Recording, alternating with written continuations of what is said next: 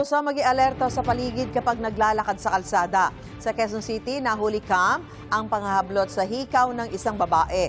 Ang suspect na aresto matapos bumangga sa isang truck habang tumatakas. May unang balita si James Agustin. Naglalakad lang ang lalaki nakasuot ng brown na t-shirt na nakuna sa CCTV sa bahaging ito ng Barangay Balingga sa Quezon City. Masdan naman ang babaeng naglalakad din habang may hawak na payok. Sa isa pang anggulo ng CCTV, huminto ang lalaki malapit sa kanto. Pinauna niya ang babae nakapayok. Pagkaliko ng babae, doon na hinablot ng lalaki ang hikaw ng biktima. Hinabol pa niya ang sospek. Nakalaunay bumangga sa umaandar na truck habang tumatakas.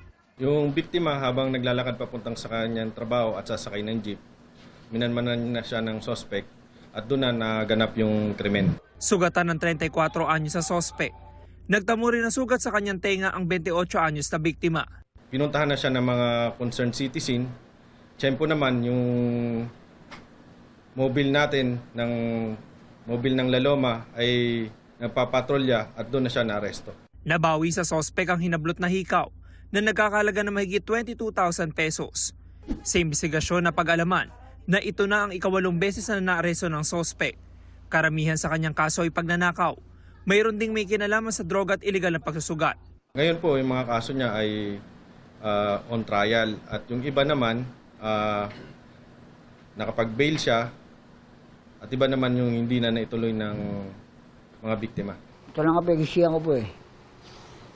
Nakomment po ako. Maharap ang sospek sa reklamong robbery. Ito ang unang balita. James Agustin, GMA News.